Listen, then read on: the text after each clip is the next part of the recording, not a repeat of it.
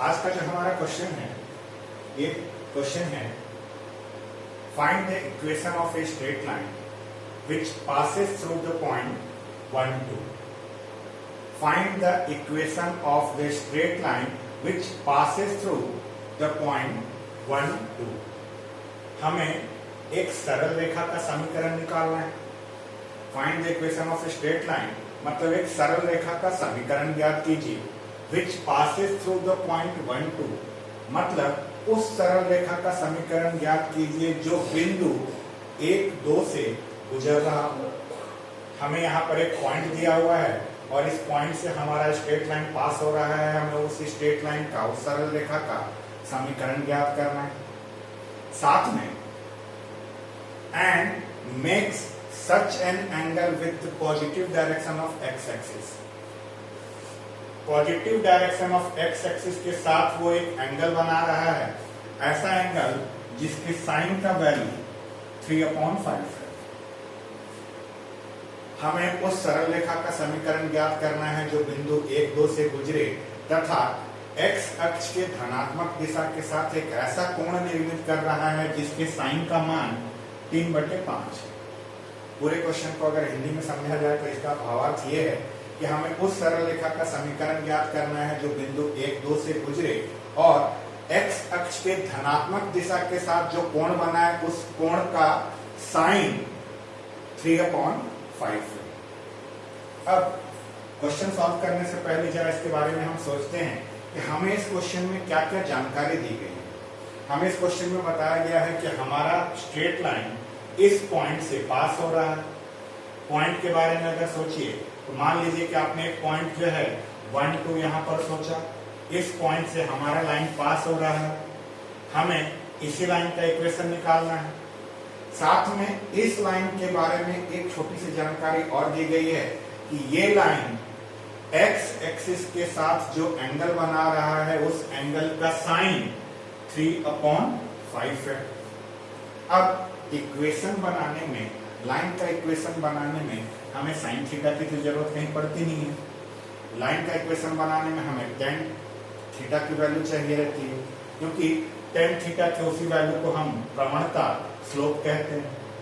तो सबसे पहले इस क्वेश्चन को जब हम सॉल्व करना शुरू करेंगे तो सॉल्व जब हम स्टार्ट करेंगे उसमें इस साइन से हम tan की वैल्यू को फाइंड आउट करेंगे। इस साइन से हम tan की वैल्यू को फाइंड आउट करेंगे, क्योंकि बिना tan की वैल्यू फाइंड आउट किए, बिना tan का मान निकाले हम इसकी प्रवणता, इसके स्लोप को नहीं फाइंड आउट कर सकते। तो चलिए हम इस क्वेश्चन को सॉल्व करना शुरू करते हैं। इस क्वेश्चन को सॉल्व करने के लिए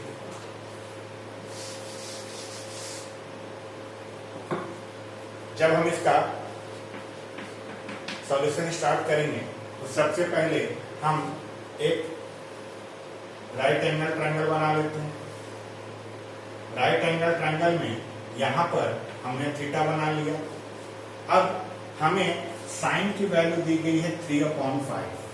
मान लीजिए इस ट्रायंगल का नाम हम दे दें A, B और C, और साइन थीटा की वैल्यू अगर 3/5 है तो साइन थीटा लंब बटे कर्ण होता है, परपेंडिकुलर अपॉन हाइपोटेन्यूज होता है। तो यहाँ पर ये 3 है और यहाँ पर 5 है। अब हम यहाँ पर अगर इस BC का मान ज्ञात करना चाहें, आपने राइट एंगल ट्रायंगल में पाइथागोरस थ्योरम के बारे में पढ़ा होगा। राइट एंगल ट्रायंगल में हम पाइथागोरस थ्योरम कैसे लगाते हैं। इन ट्रायंगल ABC, हिंदी में से लिखेंगे त्रिभुज ABC में। अगर हम पाइथागोरस थ्योरम यहाँ पर लगाते हैं तो आएगा AC का square is equal to AB का स्क्वायर प्लस BC का स्क्वायर। AC का स्क्वायर वैल्यू क्या है, ये हमारा 5 का whole square is equal to ये हमारा 3 का होल स्क्वायर प्लस BC का होल स्क्वायर, वैसे का वैसे ही। हम इसको जब सॉल्व करेंगे ये हमारा 25 is equal to 9 plus BC का स्क्वायर। ये 9 जब इधर आकर माइनस होगा तो 16 इज इक्वल टू BC का स्क्वायर। यहाँ से अगर BC का वैल्यू निकालना है, ये स्क्वायर को जब आप इधर शिफ्ट करेंगे तो रूट लगेगा तो यहां से BC की वैल्यू निकल कर आएगी 4। इस BC की वैल्यू हमने 4 निकाल ली। हमें गिवन क्या था? गिवन हमारे पास था sin theta is equal to 3/5। sin theta अगर 3/5 दिया हुआ था तो इस sin थीटा की सहायता से हम यहां पर tan थीटा का मान ज्ञात करते हैं। tan थीटा क्या होगा? tan थीटा का मान अगर हम निकालें, tan अपने आप में होता है लंब बटे आधार, परपेंडिकुलर अपॉन बेस। यहाँ परपेंडिकुलर देखिए AB है, बेस जो है हमारा BC है। दोनों की वैल्यू हमें पता है, AB की वैल्यू 3 है और BC की वैल्यू 4 है। हमने tan थीटा का मान 3/4 निकाल लिया। अब अपने क्वेश्चन को ध्यान से देखिए। यहाँ पर क्वेश्चन में बताया गया था कि जिस एंगल का निर्माण हो रहा है, जो कोण बन रहा है, वो positive direction of x axis के साथ बन रहा है। एक्स अक्ष के धनात्मक दिशा के साथ कोण बन रहा है और उसमें साइन का वैल्यू 3/5 लिखा हुआ है। साइन थीटा की वैल्यू से हमने जब tan थीटा की वैल्यू निकाल ली, तब हम इसके आगे बनाना शुरू करेंगे। Since tan theta is equal to 3/4, हमने tan थीटा का मान कितना निकाला? 3/4।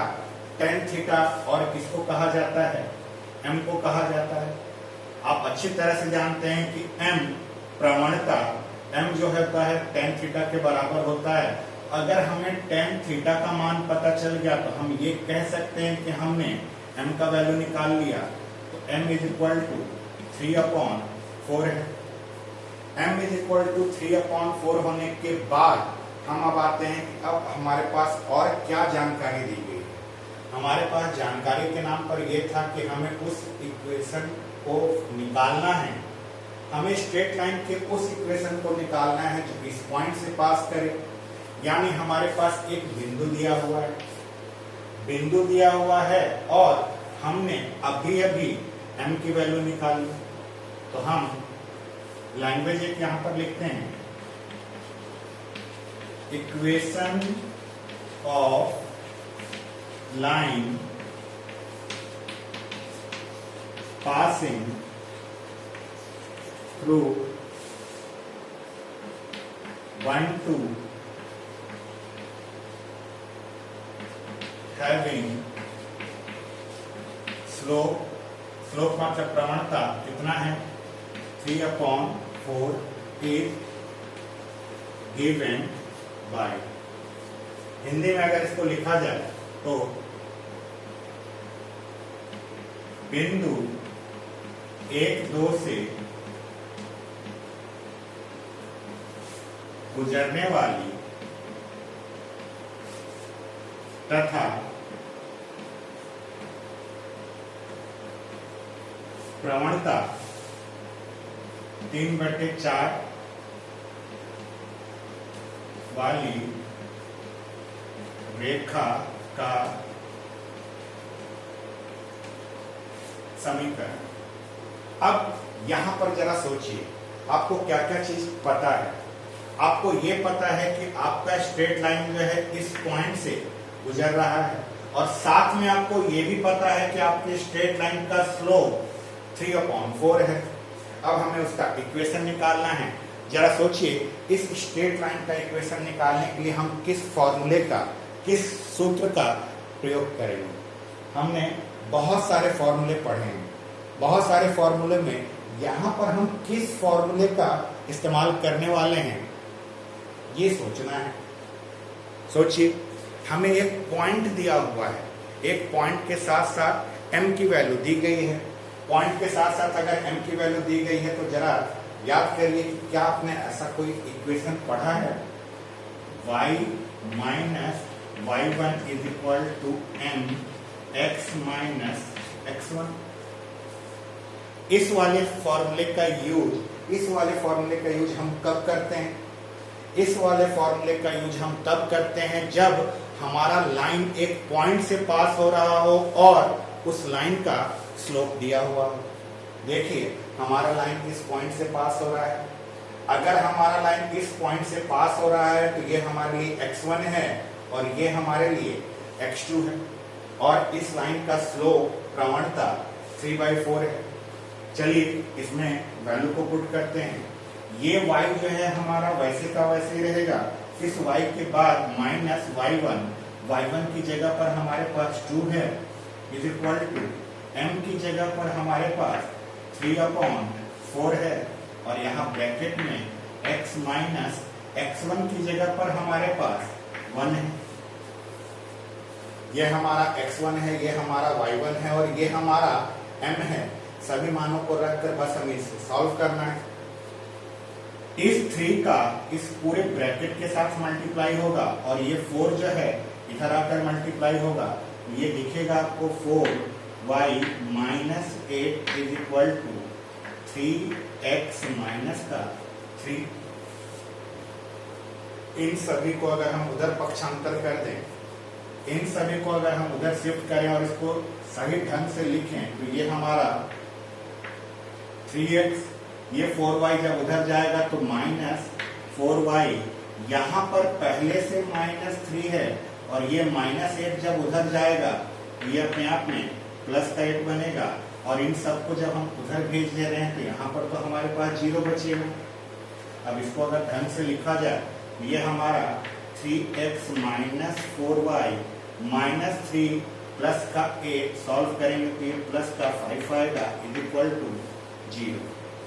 यही है आपके उस स्ट्रेट लाइन का इक्वेशन, यही है आपके उस सरल रेखा का समीकरण जिसे हम निकालने वाले थे। इस क्वेश्चन में ध्यान से समझिए इस क्वेश्चन को। इस क्वेश्चन में हमें एक पॉइंट दिया हुआ था, जिस पॉइंट से हमारा लाइन पास हो रहा है। केवल पॉइंट पता रह जाने से हम उसका इक्वेशन नहीं निकाल सकते। पॉइंट के साथ साथ हमें उसका स्लोप चाहिए, हमें उसकी प्रवणता चाहिए। लेकिन इस प्रश्न में साथ में यह भी बोला गया था कि हमारा लाइन जो है वो x एक्सिस के पॉजिटिव डायरेक्शन के साथ एक एंगल बना रहा है, और उस एंगल का साइन 3/5 है। एंगल का साइन अगर 3/5 है तो इस साइन से हमने 10 की वैल्यू निकाली। 10 की वैल्यू निकालकर हमने उसको m की जगह रखा, इक्वेशन हमने ये लिया और इसको सॉल्व किया।